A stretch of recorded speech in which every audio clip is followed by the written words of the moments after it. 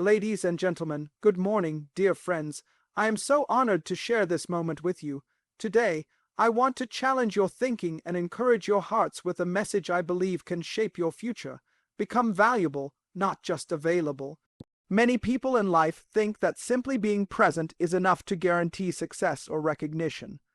They believe that if they show up every day, if they're there when someone calls, then somehow they will be rewarded or noticed.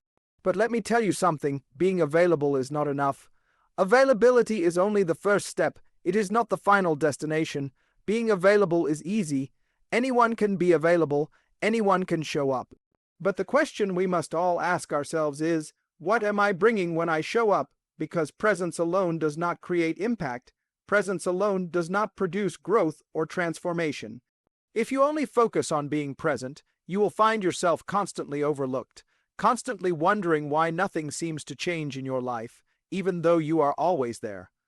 Availability is like an open door, but that door leads nowhere if you haven't built something worth entering.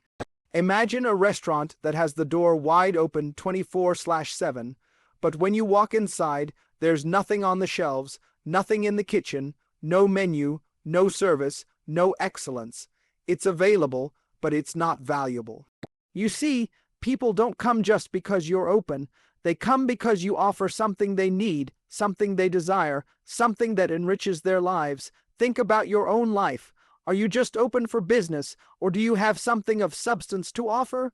Are you merely occupying a space, or are you filling that space with solutions, ideas, and contributions that make a difference? Because if you're just available, you're replaceable. But when you become valuable, you become indispensable. We live in a world that values productivity, innovation, and progress. People are not seeking others who are just there. They are seeking those who can help them move forward, who can help them overcome challenges, who can bring new perspectives and fresh energy to their environment. That's what value is, and value is not something that falls from the sky. It's something you develop through intentionality and dedication. Let me give you a practical example. Imagine you're part of a team at work. You're always at your desk. You never miss a meeting. You respond to emails quickly. These are all good things. But if you're not actively seeking ways to solve problems, to improve processes, to support your colleagues, or to bring new ideas to the table, then your presence becomes just another name on the attendance sheet. You're there, but you're not making a mark. Or consider relationships. Being available for your friends and family is essential.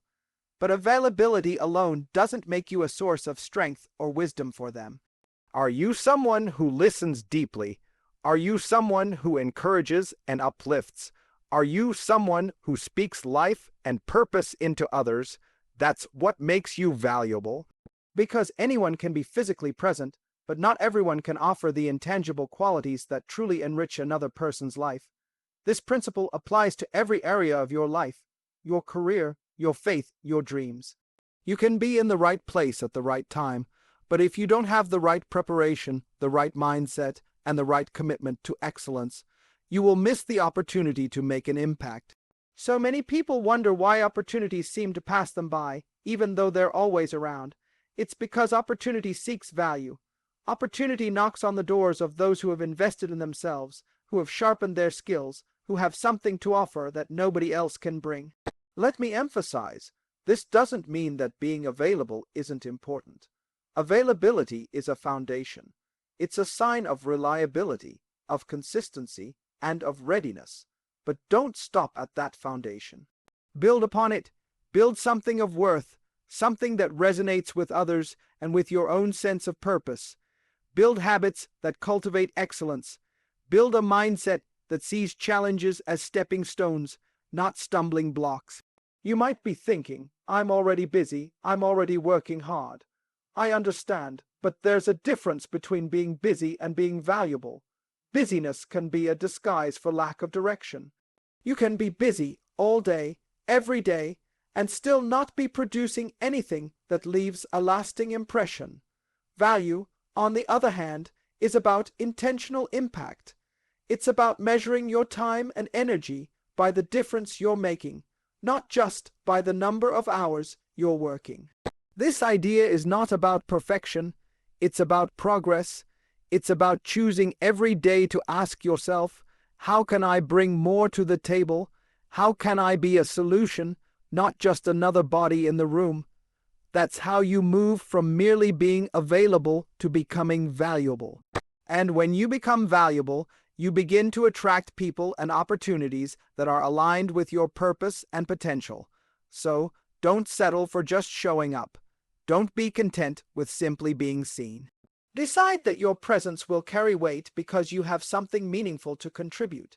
Decide that wherever you go, you will add value, whether that's through your creativity, your insight, your kindness, or your unwavering commitment to excellence. Because in the end, it's not your availability that will set you apart. It's the value you bring that will define your legacy. Value attracts opportunity. This is a truth that many people overlook. They think that just by being around, by being friendly or polite, somehow success will find them. But the reality is that people don't seek out those who are merely present. They seek those who have something to offer, and that something is value. When you carry value within you, doors open that were once locked. People take notice of what you carry, not just where you are. Think about it this way. If you have a store filled with treasures and someone walks by, they'll want to come in, even if the door is not always wide open. But if your store is empty, they'll keep on walking, even if the door is propped open all day long. The world is constantly searching for solutions, for answers, for improvement. Those who rise above the noise are those who have cultivated value within themselves. Value is not measured by how loud you are or how much you show up. It's measured by the substance of what you bring. That's why some people with fewer words can have more impact than those who never stop talking. Because when your valuable people listen, they lean in, they make room for you. How do you become someone who attracts opportunity? You start by understanding that your value doesn't come from external applause. It comes from the quiet work you do when no one is watching. It comes from your commitment to excellence, your decision to keep learning, and your refusal to settle for mediocrity. This is the inner work that builds the outer result. Value attracts opportunity because it sets you apart from the crowd. In a world where everyone is trying to be seen, those who truly shine are those who have invested in themselves. They've learned that you can't fake value. You can fake smiles, you can fake enthusiasm, but you can't fake the weight of wisdom, the depth of understanding, or the precision of skill. Those things can only come from deep personal work. I've seen it time and again. People who don't have the loudest voices or the flashiest resumes, but because they have committed themselves to growth, to developing what they have, opportunities find them. Why? Because those who can solve problems, those who can bring peace in chaos, those who can lead with integrity, these are the people the world is looking for. You must understand that opportunity doesn't always come in the form of a knock on the door. Sometimes it's subtle. Sometimes it's hidden in a crisis or a challenge. But when you carry value, you don't need to go chasing after every chance that comes by. You attract the right ones, the ones that align with who you are and what you can offer. This is why it's so important to invest in yourself. Read, learn, seek out mentors, practice your craft. Don't be content with what you knew yesterday. Expand your thinking, deepen your skills, because every time you grow, your value grows, and your ability to attract opportunity multiplies. It's not about trying to impress people. It's about becoming a person who is worth knowing, worth listening to, and worth partnering with. When you focus on adding value, you find that the right people and situations will gravitate toward you. They're drawn to what you can contribute, not just to your willingness to be around. Even in your personal life, this principle holds true. Relationships are built on mutual value. If you're always available but never truly investing in others, you'll find your relationships become shallow and unfulfilling. But if you're someone who consistently brings encouragement, wisdom, or even just a listening ear, you'll find that your relationships grow stronger and deeper over time. That's the power of value. It makes everything around you better. One of the greatest truths about value is that it's never static. You can always grow in value. You can always learn more, serve better, and develop new skills that make you even more indispensable.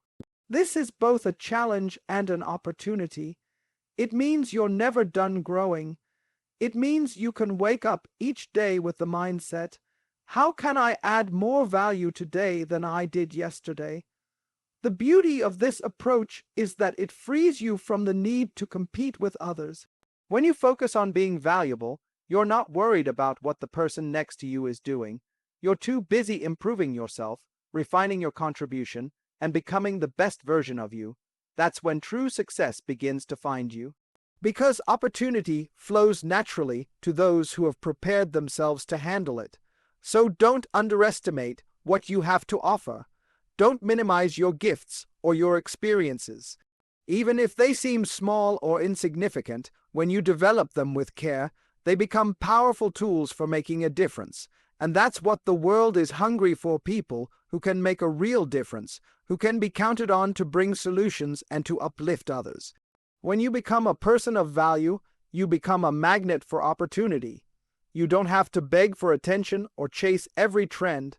You simply have to keep growing, keep serving, and keep investing in what you've been given. And before you know it, doors will open, because people recognize value when they see it. They recognize those who don't just occupy space, but who elevate it. They recognize those who make things better by their presence, their words, and their actions. This is the power of value. It's the quiet force that draws opportunities into your life and sets you on a path of purpose and influence. So, don't settle for availability alone. Choose to be someone who adds value in every room you enter and in every life you touch. That's where real opportunity is found. Everyone has gifts, abilities, and talents that make them unique. Deep inside every person, there is a seed of greatness, but that seed doesn't grow just because it exists. It grows because you nurture it, because you invest in it, because you choose to bring it to life. Cultivating your gifts is not something that happens by accident. It's a deliberate, daily decision. Imagine a farmer who has a field full of potential. If he just looks at the field every day, he'll never see a harvest. He has to get his hands dirty. He has to dig, plant, water, and care for that field. It's the same with the gifts inside of you. They're like seeds, and they're waiting for you to cultivate them. They're waiting for you to give them time, attention, and effort so that they can grow and produce fruit in your life. Too many people ignore this process. They think that their talents will grow on their own, that somehow, without any work, they'll be discovered or recognized, but life doesn't work that way. Growth is intentional. It requires you to focus, to sacrifice, and to be willing to push beyond what's comfortable. Cultivating your gifts means seeking out ways to develop them. It means reading, studying, and practicing until what you're good at becomes something you're great at. It's about refusing to let your skills become stagnant or your mind become complacent. Just because you were born with a talent doesn't mean it will fulfill its purpose in your life. You have to partner with that talent. You have to commit to bringing out its best. This applies to every area of life.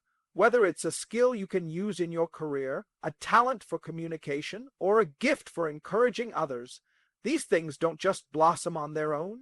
They grow when you invest in them. They grow when you're willing to be patient with yourself, to keep learning even when it's hard, and to keep refining even when it feels slow. Cultivation requires discipline. It means showing up even on the days when you don't feel like it. It means practicing even when you're tired. It means learning from your mistakes and using them as fuel to become even better. The world is full of people who started something but never finished, who tried once and then gave up. But those who cultivate their gifts understand that greatness takes time. They know that the process is just as important as the end result. This is why you must refuse to let fear or doubt stop you. Fear says, "What if I fail?" But cultivation says, "What can I learn if I try?" Doubt says, "I'm not good enough." But cultivation says, "I'm getting better every day." When you choose to cultivate your gifts, you silence the voices that tell you to settle. You replace them with determination, with vision, and with the unshakable belief that you are made for more. It's also important to remember that cultivation is not a solo journey. Seek out people who can help you grow. Surround yourself with mentors, with encouragers, with those who challenge you to be better. Don't be afraid to ask for feedback or to learn from the wisdom of others. There's a reason why iron sharpens iron. You are not meant to develop your gifts in isolation. Community strengthens your efforts and multiplies your results. As you cultivate your gifts, you begin to see the world differently. You stop waiting for opportunities to come to you. Instead, you create them. You start to see how what you carry can bless others, how it can open doors, how it can solve problems that nobody else can. That's the power of cultivation. It transforms you from someone who is just drifting through life into someone who is purpose-driven and impactful. The journey of cultivation is not always glamorous. Sometimes it's repetitive, and sometimes it feels like you're not making progress. But every time you practice, every time you push yourself to learn, you're planting something in your future. You're building a foundation that will carry you further than you can imagine. When you cultivate your gifts, you build confidence. You learn to trust yourself, to see your potential through the lens of possibility rather than limitation. You begin to understand that your gifts are not just for you. They're meant to be shared. They're meant to make a difference in the lives of others. So many people spend their lives wishing for things they never plant. They want a better future, but they're not willing to put in the work today. Don't be that person. Decide that you will be different. Decide that you will not bury your gifts under fear or busyness or self-doubt. Decide that you will honor what has been given to you by taking care of it, developing it, and using it with purpose. When you choose to cultivate your gifts, you are choosing to become a person of value. You are choosing to rise above average and to stand out in a world that often settles for mediocrity. And the more you grow, the more you inspire others to grow as well. Cultivation is a journey, not a destination. It's about becoming, not just arriving. It's about waking up every day with a sense of responsibility for what you carry inside of you. Because in the end, it's not enough to have potential. You must develop it. You must nurture it. You must let it become something that speaks, that shines, and that serves. That is how you cultivate your gifts and become a person of unshakable value. Commit to fruitfulness, not busyness. In our fast-paced world, it's easy to confuse motion with progress. We live in a culture that celebrates being busy, having a full calendar, long to-do lists, and the constant hustle. People wear busyness like a badge of honor, believing that the more occupied they are, the more important they become. But let me tell you, busyness does not equal productivity, and activity alone does not guarantee impact. Fruitfulness is what truly matters. It's not about how much you do, it's about what you produce. You can be busy all day, running in circles, and never actually get closer to your goals. You can fill your schedule with endless tasks and still feel like something's missing at the end of the day. That's because fruitfulness is measured by the outcomes you create, the progress you make, and the positive difference you bring to the lives of others. When you shift your focus from busyness to fruitfulness, you start to see everything differently. You stop living for appearances and start living for impact. You stop filling your time with things that don't matter and start investing your energy in things that truly count.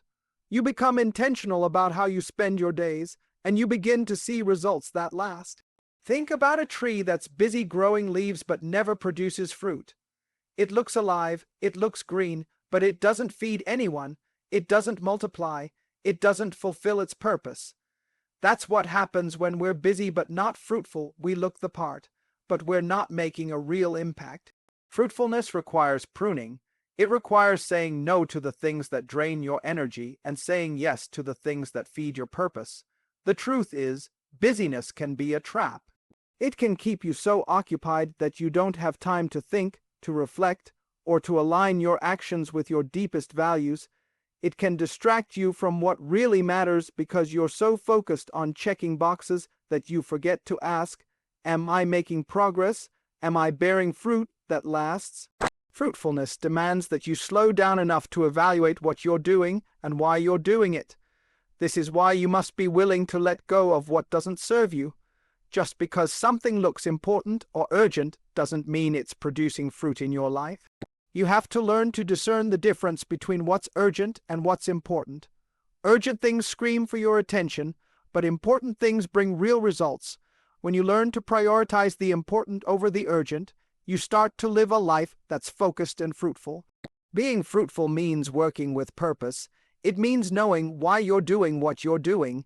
It means measuring your success not by how busy you are, but by how effective you are. Fruitful people don't just fill their days, they fill them with purpose. They choose activities that align with their goals, that grow their character, and that leave a legacy. There's a peace that comes with living fruitfully. You stop feeling like you're running a race you can't win. You stop comparing yourself to others because you understand that your value isn't in how much you're doing, but in the quality of what you're creating. You become more focused, more present, and more fulfilled because you know you're not just spinning your wheels. You're actually going somewhere. Fruitfulness also requires patience. Trees don't produce fruit overnight. They need time, care, and the right environment. In the same way, you must be patient with yourself as you grow. You must give yourself permission to rest, to reflect, and to adjust as needed. Sometimes the most fruitful thing you can do is to pause, to take a step back, and to realign your focus. Because when you're clear about your purpose, you become unstoppable. Many people fear slowing down because they think it means they'll fall behind. But the truth is, slowing down to evaluate and refocus is what allows you to accelerate later. It's what ensures that when you do act, your actions are powerful and effective. It's the difference between scattered effort and focused, impactful effort. Another key to fruitfulness is consistency. It's not about one big effort or a sudden burst of energy. It's about the daily choices you make, the habits you build, and the discipline you maintain. Little by little, you build a life that's not just busy, but significant. Each day becomes a step towards something greater, something meaningful, something that matters. Fruitfulness isn't about striving to do more, it's about striving to do better. It's about quality over quantity, depth over breadth, and purpose over performance.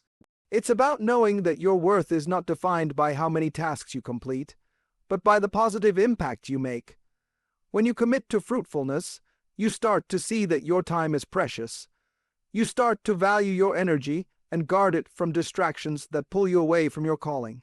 You begin to make decisions not out of obligation, but out of conviction, and that's when life starts to feel rich, meaningful, and rewarding.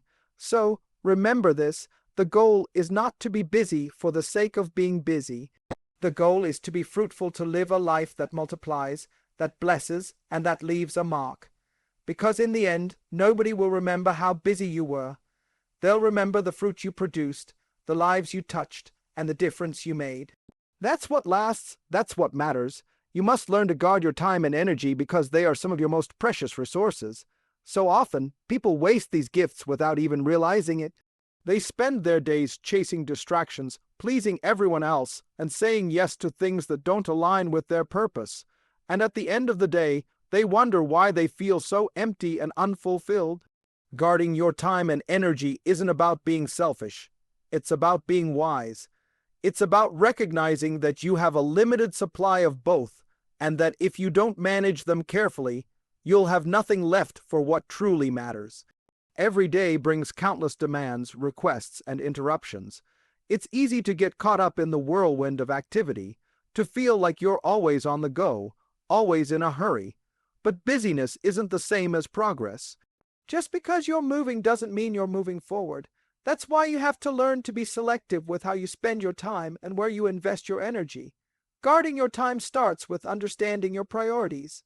You must be clear about what matters most to you: your faith, your family, your calling, your health, and your personal growth. When you know what's truly important, you're better able to say no to the things that don't fit. You're not just reacting to every demand, you're making intentional decisions that align with your values. It's also about boundaries. You need to create boundaries around your time and energy so that they're not constantly drained by things that don't serve your purpose. This might mean limiting how much time you spend on social media or cutting back on commitments that don't align with your goals. It might mean being honest with others about what you can and cannot take on. Boundaries are not walls, they're gates. They protect what's inside and allow what's beneficial to come in. Too often, people feel guilty about setting boundaries. They worry that they'll disappoint others or be seen as difficult. But the truth is, If you don't guard your time and energy, you'll end up giving people the version of you that's tired, distracted, and burned out. That doesn't help anyone. By protecting these resources, you're actually able to show up more fully and give your best to the things and people that matter most. Guarding your energy also means being mindful of where it goes. Pay attention to the people and activities that drain you versus those that energize you. Spend time with those who build you up, who inspire you, who help you grow. Limit your exposure to negativity, to people who constantly complain or criticize. Protecting your energy doesn't mean you ignore the needs of others. It means you recognize that you can't pour from an empty cup. You have to take care of yourself if you're going to be able to serve others well. Part of this process is learning to listen to your own needs. When you feel tired, rest. When you feel overwhelmed, step back and evaluate. Give yourself permission to recharge, to find quiet, to do things that fill your soul. The world around you may be loud and demanding, but you have the power to create pockets of peace and restoration for yourself. One of the greatest lies we believe is that we have to do everything and be everything for everyone. But you are not called to be all things to all people. You are called to be faithful with what's been given to you, and that means focusing your time and energy on the assignments and relationships that align with your purpose. It means learning to say no with grace and to trust that when you say no to the wrong things, you're making room for the right things to flourish. Guarding your time and energy also requires discipline. It's about making small, consistent choices every day that protect what's most important. It's about turning off distractions so you can focus deeply. It's about creating routines and habits that support your goals instead of sabotaging them. And it's about remembering that your time is not just for others. It's for you too. It's for your growth, your rest, and your joy. When you guard these resources well, you find that you're not just surviving, you're thriving. You're not just going through the motions, you're living with intention and purpose. You begin to feel a sense of clarity and peace because you know that what you're doing matters and that you're giving your best to it. You'll also discover that you have more to offer the world when you protect your time and energy. You're able to show up with creativity, with focus, and with passion because you're not constantly running on empty. You're able to serve others from a place of strength rather than exhaustion. That's how you make an impact that lasts. So, choose wisely. Your time is a gift. Your energy is a treasure. Don't waste them on things that don't align with your purpose. Invest them in what brings life, in what grows you, and in what serves the mission that's been placed in your heart. When you do, you'll find that you have more to give, more to share, and more to become. Because a life that guards what matters is a life that makes a difference. The world is full of opportunities, but not every opportunity is meant for you. You must learn to discern what aligns with your vision and what does not. Discernment is more than just choosing between good and bad. It's about choosing between good and best, between what is popular and what is purposeful. Many people live their lives saying yes to everything that comes their way, and they end up stretched too thin, overwhelmed, and out of sync with their true calling. You were not created to chase everything. You were created to pursue what is meant for you.